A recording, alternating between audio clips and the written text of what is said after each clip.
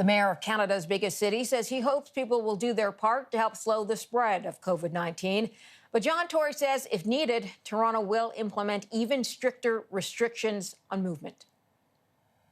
I hope we don't get to the point where we have to discuss some much more widespread, restriction on people's movements or on, more sort of heavy compliance on these kinds of things, because you just hope people will get the message and do it on their own. But we must have cooperation on people distancing themselves and on people staying home and by and large kind of isolating themselves if we're going to see this curve flatten out. They've seen the numbers continuing. The city is under a state of emergency. All park facilities and playgrounds are now closed.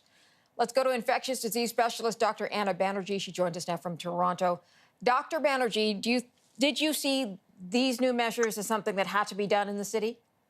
Unfortunately, yes. I think that there is a subset of people who are not taking this seriously and were conglomerating in parks and putting other people at risk. So unfortunately, this had to happen because people weren't doing the right thing. So people are still allowed to go out for walks if they're not showing any symptoms, but they can't go to a place where there is equipment or a field, for example, to play soccer. Yes, and so I think going out for walks, trying to avoid other people, maybe going out on off-peak times, so to make sure you have that distance. I think it's hard for people who, for example, don't have a backyard, don't have a balcony, live maybe in a basement apartment. So I think it's really important that people do get out and try to get some exercise or try to do some exercise at home. Let's talk about where we are along the timeline, because Ontario specifically started shutting things down and asking kids to stay home and all of this about a week and a half ago. We have another week here, at least, where we're into our second week of isolation. In that timeline, when are we expected to peak?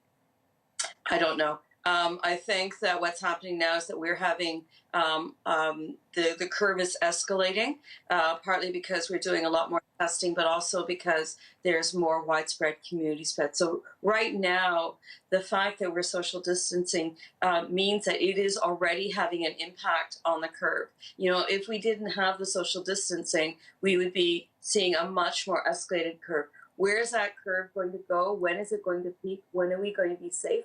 I don't know. I know that when you've got a large population of people who are susceptible, then infectious outbreaks continue. But when you have a percentage of the population, like for example Wuhan, who've already been exposed to the virus, then outbreaks go down. So either they go down because of the weather getting better, or there's not enough people to keep the outbreak going, or a vaccine.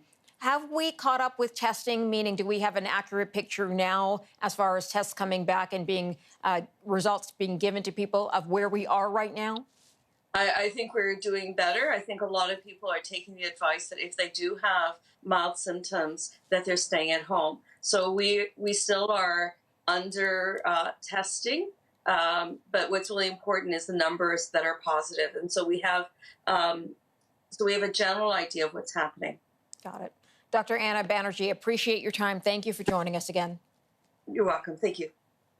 And in order to keep viewers up to date with critical information about the pandemic, CTV News expanding access to the channel. So CTV News channel now available for free preview at participating television service providers. And you can also watch us online, CTV News app and ctvnews.ca. Back in a moment.